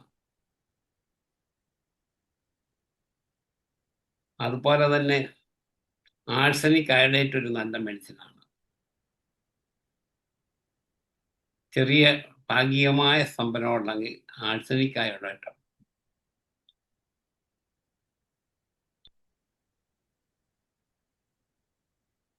അതെന്തിനാ സാർ ഉദ്ദേശിക്കുന്നത്? ഡയമെൻഷ്യ അതായത് ഓർമ്മക്കുറവ്. പ്രത്യേകിച്ച് സാധനങ്ങൾ എവിടെ വെച്ചെന്ന് ഓർക്കുക. ചിലപ്പോൾ നമ്മളൊരു സാധനം എടുക്കാൻ അങ്ങോട്ട് പോയെന്ന് വിചാരിച്ചു, കുറച്ച് അവിടെ ചെന്ന് കഴിയുമ്പോൾ എന്നത്തിനാ അവിടെ വന്നെന്ന് ഓർക്കുക, മറന്നു. പിന്നെ നമ്മൾ തിരിച്ചു വരുമ്പോൾ ഓർക്കും, പിന്നെയും അങ്ങോട്ട് ചെന്ന് നടന്നു കഴിയുമ്പോൾ നമ്മളങ്ങ് മറന്നു. ഇത് മിക്കവാറും ഓൾഡ് ഏജിൽ വരുന്ന ഒരു പ്രത്യേകമാണ്. പിന്നെ സ്ഥലം കാലബോധം നഷ്ടപ്പെടുക, പേര് മറന്നു പോവുക, സ്ഥലങ്ങൾ മറന്നു പോവുക, സ്പെല്ലിംഗ് മിസ്റ്റേക്ക്, ഇതെല്ലാം ഓൾഡ് ഏജിലുണ്ടാകുന്ന ചില മറവികളാണ്. ഇതിനെല്ലാം ഈ വക ബെറൈറ്റ കാർബ്, ലൈക്കോപോഡിയം, അതിൻ്റെ കൂട്ടത്തിൽ ജിങ്കോ ബൈലോമ, ബ്രിമ്മി, ജിങ്സാങ് ഇത് മുതലായ മദർ ടിഞ്ചറുകളും കൊടുത്താൽ ക്ലിയർ ആണോ? ആണ്, ക്ലിയർ ആണ്. എന്നാലും അതൊക്കെ കൊടുത്താൽ വളരെയധികം പ്രയോജനം കിട്ടുന്നതാണ്. ആരെങ്കിലും ഉണ്ടെങ്കിൽ പറഞ്ഞോണം കേട്ടോ, ഞാനെന്നുവരെ നടത്തിയേക്കാം. ഞാൻ തന്നെ എൻ്റെ സെമിനാറായിട്ട് പോലെ മാറി അതിന് ചിലര് ആര് നോക്കിയിരുന്നിട്ട് ഒന്ന് പറയാൻ നോക്കിയിരിക്കുമ്പം സൗകര്യം കിട്ടാത്തതുകൊണ്ട് അവര് ചിലപ്പം ശാന്തേന്ദ്രൻ ഡോക്ടർ ഹാൻഡ് റൈസ് ചെയ്തിട്ടുണ്ടേ. എന്നാലും ആയിക്കോട്ടെ, പുള്ളിക്കാരത്തി പറയട്ടെ, പിന്നെ സമയമുണ്ടെങ്കിൽ ഞാൻ പറയാം. എല്ലാവർക്കും അവസരങ്ങൾ ഇപ്പൊ നമ്മുടെ കുറുപ്പ് ഡോക്ടർ പറഞ്ഞതില് അംബ്രാഗ്രേഷ്യ പറഞ്ഞില്ലേ, കേക്കാവോ? കേക്കാം. അംബ്രാഗ്രേഷ്യക്ക് ഒരു ഇതും കൊണ്ട് നമ്മുടെ ഒരു ഫാമിലിയിൽ കുറെ മരണങ്ങളൊക്കെ സംഭവിച്ചിട്ടുണ്ടെങ്കിൽ അതിന്റെ ഒരു ഫിയറിന് മോർ ദാൻ ഫ്രീക്വന്റ് ആയിട്ടുള്ള ഡെത്ത് വരുവാണെങ്കിൽ അവർക്ക് അംബ്രാഗ്രേഷ്യ ഒരു ഹൈപ്പർടെൻസി കൊടുത്താൽ ആ ഫിയർ മാറും. പിന്നെ ഈ വാർദ്ധക്യത്തില് പ്രായമുള്ളവർക്ക് സംശയം ഉണ്ടല്ലോ, ആരെങ്കിലും വീട്ടിൽ വന്നാൽ എൻ്റെ സാരി എടുത്തുകൊണ്ട് പോയി, എൻ്റെ സ്വർണം എടുത്തുകൊണ്ട് പോയി, എൻ്റെ അതൊക്കെ എടുത്തുകൊണ്ട് പോയി, അങ്ങനെ സംശയവും ചീത്ത വിളിയും. അപ്പൊ അങ്ങനത്തെ ഒരു കേസിൽ ഞാൻ കൊടുത്തിരിക്കുന്നത് ഹയോക്സിയമസ് ആണ്. ഞാനപ്പോൾ ഹൈപ്പോട്ടൻസി ആയിരുന്നു കൊടുത്തുകൊണ്ടിരുന്നത് ഒരു പേഷ്യൻറ്റിന്. അപ്പോൾ ഞാൻ ധനേഷ് ഡോക്ടറായിട്ട് ഒരിക്കൽ അത് ഡിസ്കസ് ചെയ്തപ്പോൾ ഡോക്ടറിൻ്റെ അടുത്ത് ഹയോക്സിയാമസ് 6 കൊടുക്കാൻ പറഞ്ഞു. ആ 6 കൊടുത്തു കഴിഞ്ഞപ്പോൾ അവർക്ക് നല്ല മാറ്റം ഉണ്ടായി. പിന്നെ ആ സംശയവും തെറി വിളിക്കലും ഒക്കെ കുറഞ്ഞു. ഇപ്പോൾ പിന്നെ കുറുപ്പ് ഡോക്ടർ പറഞ്ഞ അനാക്കാർഡിയം അത് പ്രാകുന്നതല്ല, മാത്രമല്ല ചുമ്മാതെ തെറി വിളിക്കുമല്ലോ, ഒഫൻസീവ് വേർഡ്സ് പറയുന്നവർക്കും നമുക്ക് അനാക്കാർഡിയം കൊടുക്കാം. അത്രയും ഞാനൊന്ന് അംബ്രാഗ്രേഷ്യ പറഞ്ഞപ്പോൾ ഞാൻ ഓർത്തത് ഇന്നത്തെ കാലത്ത് ഞാനിപ്പോൾ കൊടുത്തെനിക്ക് അനുഭവം ഉള്ളതുകൊണ്ട് ഞാൻ പറഞ്ഞതാണ് അത്. പിന്നെ ഹയോക്സിയാമസും ഒരു അനുഭവം. അംബ്രാഗ്രേഷ്യ വെള്ളമാണല്ലേ? ഹയോക്സിയാമസ് 6 ആണെന്ന് പിന്നെ ധനേഷ് ഡോക്ടറിൻ്റെ അടുക്ക ഞാൻ ധനേഷ് ഡോക്ടർ എന്നെ വിളിച്ചപ്പോൾ ആ പേഷ്യന്റ് എൻ്റെ ആ മോള് വന്നിരിക്കുകയായിരുന്നു. അപ്പോഴേ ഞാൻ പറഞ്ഞു, ഡോക്ടറെ ഇങ്ങനെ ഒരു കേസ് ഉണ്ടെന്ന് പറഞ്ഞു. അപ്പോൾ പറഞ്ഞ ഇത് ഹയോക്സിയാമസ് ഞാൻ മെന്റൽ ഇതിലല്ലേന്ന് വെച്ചും 200 കൊടുത്തുകൊണ്ടിരുന്നത്. അപ്പൊ പറഞ്ഞ് 6 ഒന്ന് കൊടുത്തു നോക്കാൻ പറഞ്ഞു. എന്തായാലും അതുകൊണ്ട് വളരെ പ്രയോജനപ്പെട്ടു. ഈ അംബ്രാഗ്രേഷ്യ വണ്ണമാവരുതേ അല്ലേ? അംബ്രാഗ്രേഷ്യ അങ്ങനത്തെ നമ്മൾ കുറെ ഒരുപാട് മരണങ്ങളൊക്കെ ഉണ്ടായിട്ടുണ്ട്. അപ്പോൾ എപ്പോഴും ഒരു fear of cancer, fear of death, fear of disease അങ്ങനെ പറയും. ഈ മെനപ്പോസ് ആയ ലേഡീസും ഒക്കെ ഇങ്ങനെ വന്ന് പറയും. അങ്ങനെയുള്ളവർക്ക് അംബ്രാഗ്രേഷ്യ 10 ഒരു ഡോസ് കൊടുത്താൽ മതി.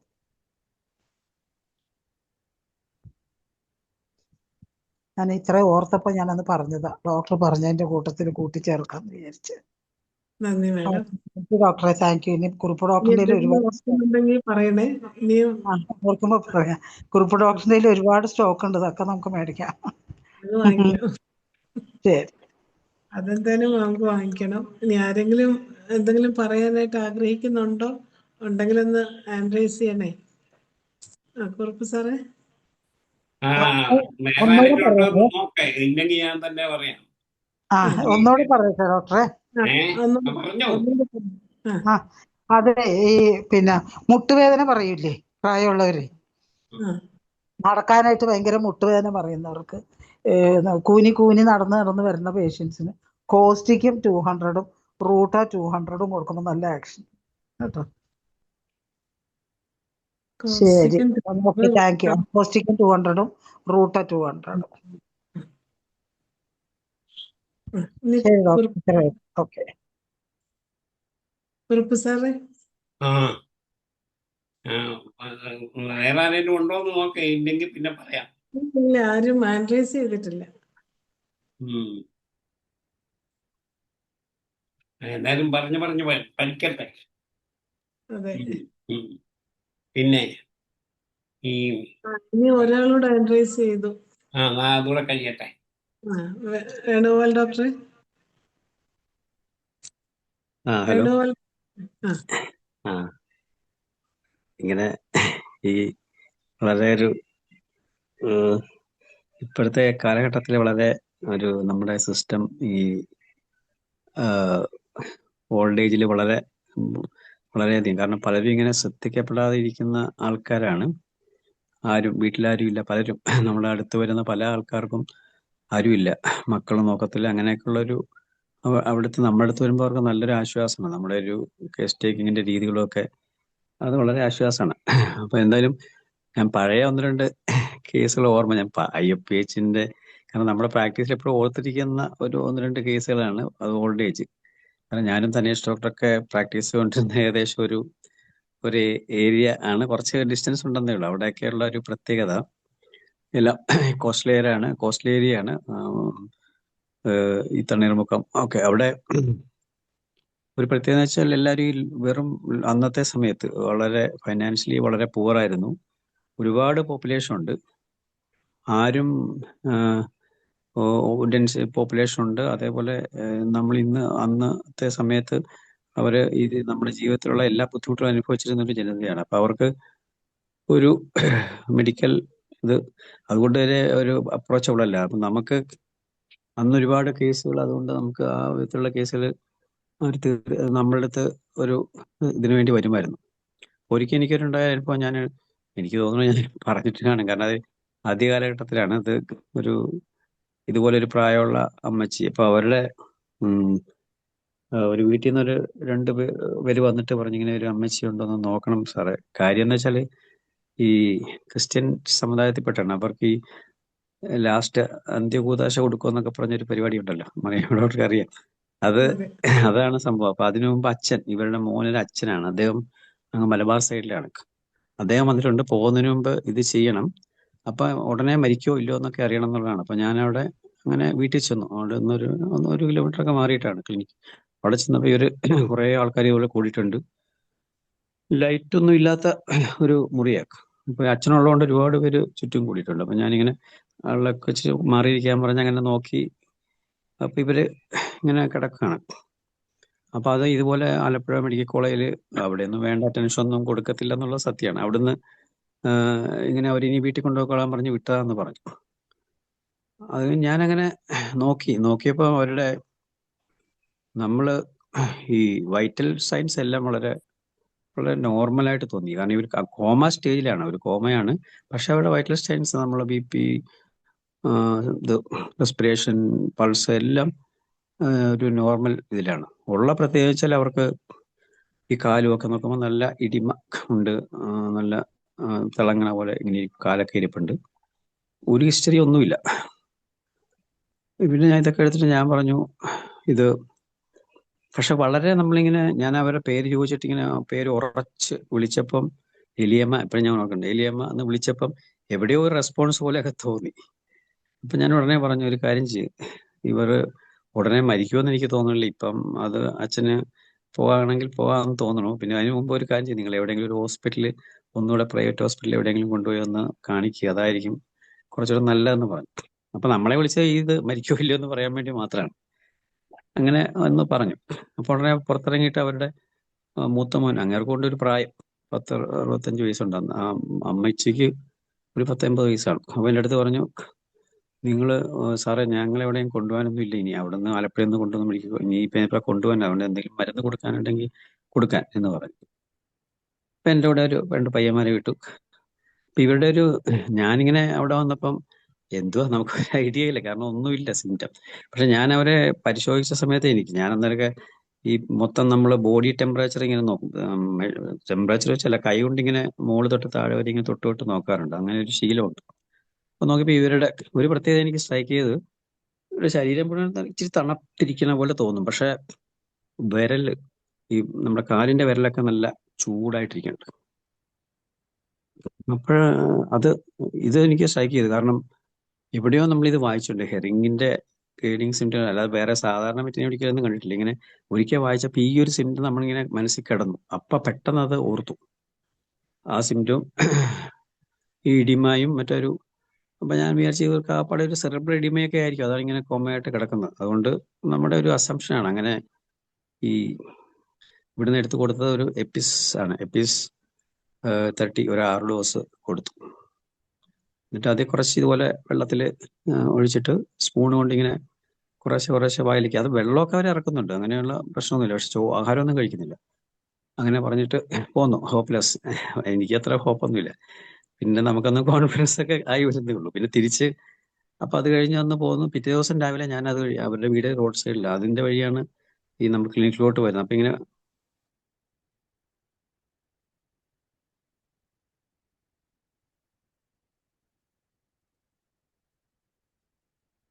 ഒരു ബൈക്ക് ഓടിച്ചു വരുവാന്ന് ഇങ്ങനെ വരുന്ന ഇത് എന്തായിരിക്കും. അവിടെ ഒരു ആങ്സൈറ്റിയാണ്. തിരിച്ചു വന്ന് ക്ലിനിക്കിൽ വന്നിട്ട് അവിടെ ഒരു ഫാർമസിസ്റ്റ് ഉണ്ട് നമ്മുടെ കൂടെയുള്ള, അപ്പോൾ അത് ആ ലോക്കലാണ്. പുള്ളിയോട് ഞാൻ ചോദിച്ചു, അവർക്കൊക്കെ അറിയാം, ആ സ്ഥലം മുഴുവൻ അറിയാം. ഞാൻ ചോദിച്ചു, ഈ ഇന്നടുത്തെ ആ അമ്മച്ചിക്ക് എന്തെങ്കിലും പ്രശ്നം ഉണ്ടായോ?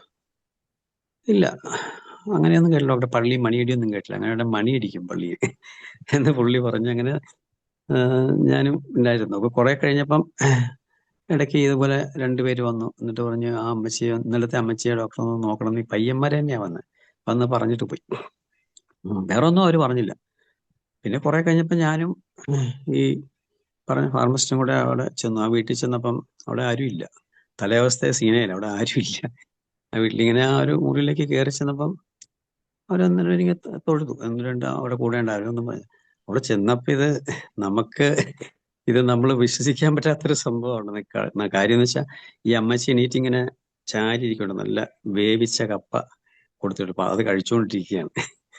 ഈ സീനാണ് എനിക്ക് സത്യം പറഞ്ഞാൽ ഇപ്പോഴും അത് വിശ്വസിക്കാൻ പറ്റില്ല, എങ്ങനെയത് സംഭവിച്ചു എന്നുള്ളത് എനിക്കൊന്ന് എക്സ്പ്ലെയിൻ ചെയ്യാൻ പറ്റില്ല. എങ്കിലും അതൊരു സംഭവം. പക്ഷെ അതൊരു വലിയൊരു, നമ്മളന്നത്ര വലിയ ഒരു കാര്യമായിട്ട് എടുത്തില്ല അന്നത്തെ സമയത്ത്. എങ്കിലും ഇപ്പോഴൊക്കെ തോന്നണം നമുക്ക് അതൊരു നല്ല കേസാണെന്ന് ഇപ്പോഴാണ് തോന്നുന്നത്. അന്നൊക്കെ ഇത്, കാരണം ഇന്നിപ്പോ നമുക്ക് അത്രയും എമർജൻസി കേസുകളൊക്കെ വളരെ അപൂർവമായിട്ടേ കിട്ടാറുള്ളൂ. അപ്പൊ അന്നത്തെ കാലത്ത് ഇങ്ങനെ ഒരുപാട് കേസുകൾ എല്ലാവർക്കും കിട്ടുമായിരുന്നു. ആ ഏരിയയിലൊക്കെ ഉള്ള പല ഡോക്ടേഴ്സിനും കിട്ടും.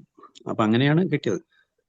അതിനുശേഷം കുറെ വർഷം അവർ ജീവിച്ചു. അപ്പൊ അതുകൊണ്ട് അതൊക്കെ കുറെ കേസ് ഏരിയയിൽ നിന്ന് കിട്ടി. ഈ സംഭവം വെച്ചിട്ട് അവരുടെ റിലേറ്റീവ്സ് അങ്ങനെ കുറെ കേസുകൾ വന്നു. പക്ഷെ പലപ്പോഴും നമുക്ക് തലവേദന സൃഷ്ടിക്കുന്ന കേസുകളാണ് വരുന്നത്. എല്ലാം ഇതുപോലെ വളരെ ക്രിട്ടിക്കലായിട്ടുള്ള എന്തെങ്കിലും കേസുകളായിരിക്കും. ഇത് ഒരു കേസ്. ഇനി ഒരു കേസോടെ ആണെങ്കിൽ സമയം ഉണ്ടെങ്കിൽ പറയാം. സമയമുണ്ട്. 3 മിനിറ്റ് ഉണ്ട് ഡോക്ടറെ.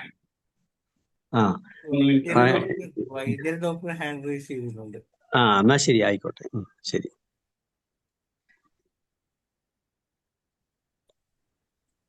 നന്ദി വേണുഗോപാൽ ഡോക്ടർ, നല്ലൊരു കേസാണ് കിട്ടിയത്. ഇനി വൈദ്യ ഡോക്ടറെ.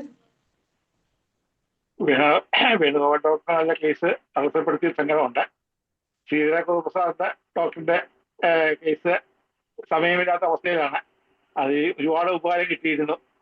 അപ്പോൾ പറയാറുണ്ട്. ധനേഷ് ഡോക്ടർ നന്നായിട്ട് സംസാരിച്ചു വന്നു.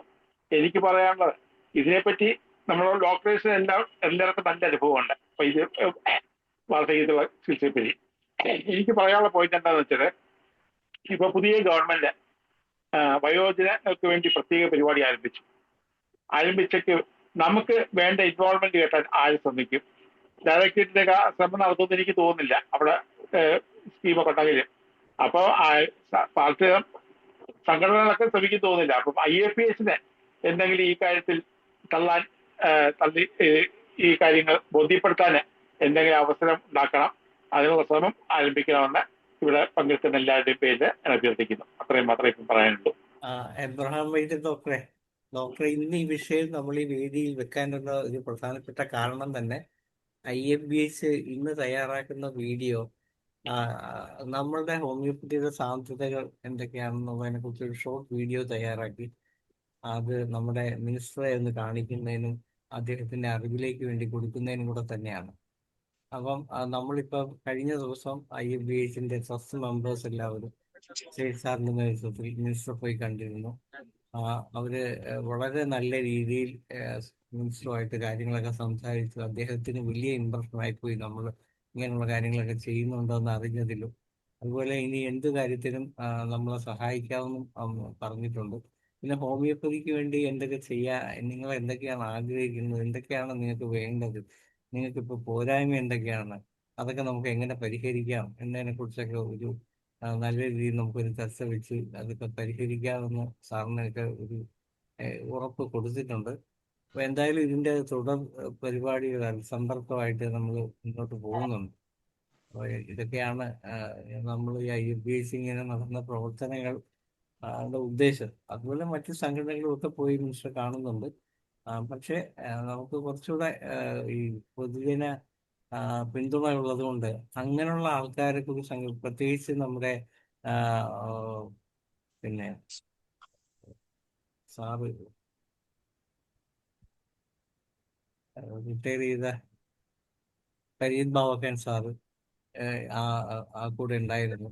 സാറുമായിട്ടൊക്കെ കാര്യങ്ങൾ സംസാരിച്ചു. സാറുമൊക്കെ ഹോമിയോപ്പതിയുടെ അനുഭവങ്ങൾ അവിടെ പങ്കുവെച്ചെന്നൊക്കെയാണ് മനസ്സിലാക്കാൻ കഴിഞ്ഞത്.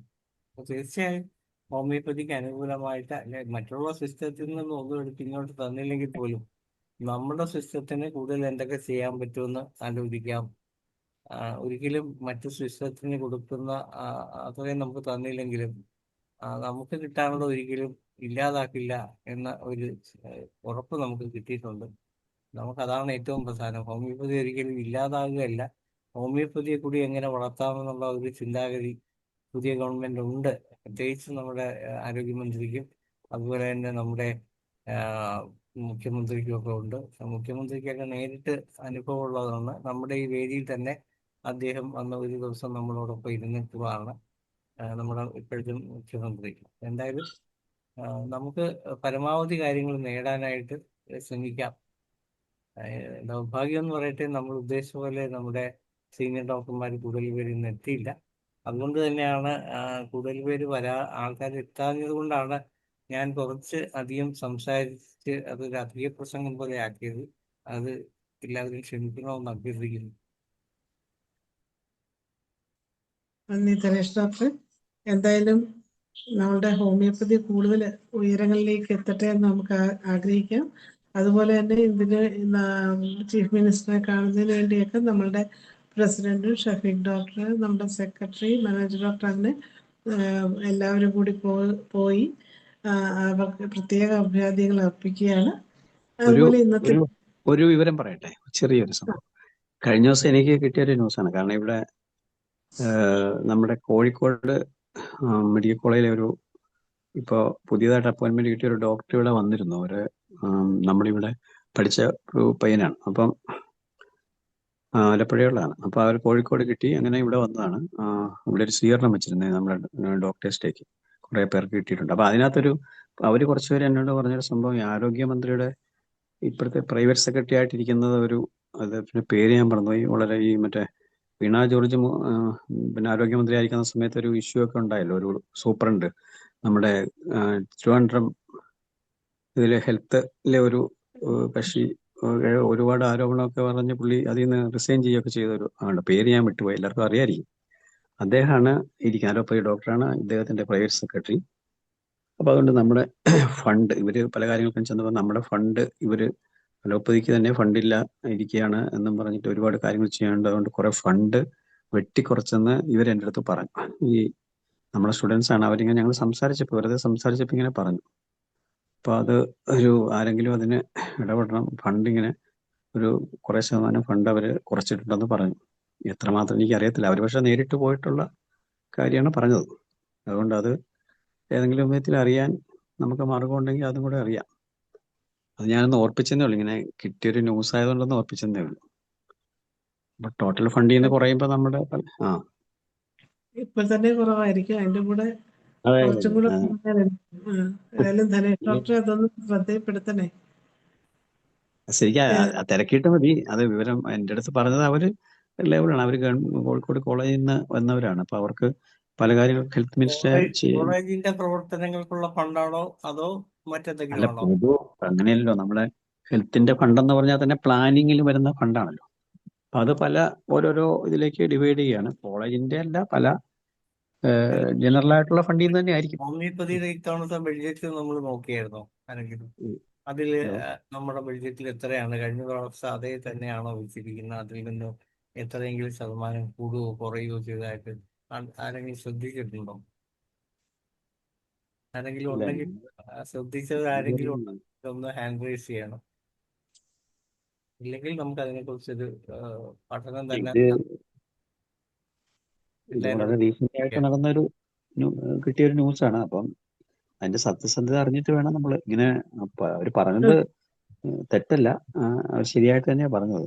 പക്ഷെ എനിക്കത് നമ്മൾ ആരെങ്കിലും ഒന്ന് അതിനെക്കുറിച്ച് എങ്ങനെയെങ്കിലും അറിയാൻ മാർഗം ഉണ്ടെങ്കിൽ അറിഞ്ഞിട്ട് ഏതായാലും ഒന്ന് പഠിച്ചിട്ട് ചെയ്യുന്നതായിരിക്കും നല്ലത്. എന്തായാലും നമുക്ക് 5 മിനിറ്റ് കൂടെ കൂടുതലായി. നമുക്ക് ഇന്നത്തെ സൂം വെബിനാർ അവസാനിപ്പിക്കാം. ഇന്നത്തെ നമ്മളുടെ ഈ വയോജനങ്ങളുടെ രോഗങ്ങളും അവയ്ക്കുള്ള ഹോമിയോപ്പതി പരിഹാരം എന്ന വിഷയം വളരെയധികം ഭംഗിയായിട്ടാണ് ചർച്ച ചെയ്തത്. നമുക്ക് സമയം തികയാത്തൊരവസ്ഥയിലാണ് ഇപ്പം നമ്മൾ അവസാനിപ്പിക്കുന്നത്. ആമുഖമായി സംസാരിച്ച ധനേഷ് ഡോക്ടർക്കും നമുക്ക് ഇത് ചികിത്സയെക്കുറിച്ചും രോഗത്തെക്കുറിച്ചും അതിനുള്ള മരുന്നുകളെക്കുറിച്ചും വളരെ വിശദമായി നമുക്ക് പറഞ്ഞു തന്ന ശ്രീധരക്കുറുപ്പ് സാറിനും, അതേപോലെ തന്നെ കൂടുതൽ മരുന്നുകൾ ആഡ് ചെയ്ത ശാന്താചന്ദ്രൻ മാഡത്തിനും, നല്ലൊരു കേസ് പ്രസൻറ്റ് ചെയ്ത വേണുഗോപാൽ ഡോക്ടർക്കും, അതുപോലെ തന്നെ ഹോമിയോപ്പതിയുടെ വയോജന ഇതിൽ ഹോമിയോപ്പതി ഉൾപ്പെടുത്തുന്നുണ്ടോ എന്നുള്ള അഭിപ്രായം പറഞ്ഞ എബ്രഹാം വൈദ്യൻ ഡോക്ടർക്കും എല്ലാവർക്കും സ്നേഹപൂർവ്വം നന്ദി അറിയിക്കുകയാണ്. എന്തായാലും നമ്മുടെ ഈ വെബിനാർ വളരെയധികം ഭംഗിയായി. 2100 ഇന്നത്തെ ഈ ചർച്ചയിൽ വന്നിരുന്ന എല്ലാവർക്കും പ്രത്യേകം നന്ദി അറിയിക്കുന്നു. നമ്മുടെ 2138 പ്രതിദിന സൂം വെബിനാർ ഇവിടെ ഭംഗിയായി അവസാനിക്കുകയാണ്. എല്ലാവർക്കും ശുഭരാത്രി.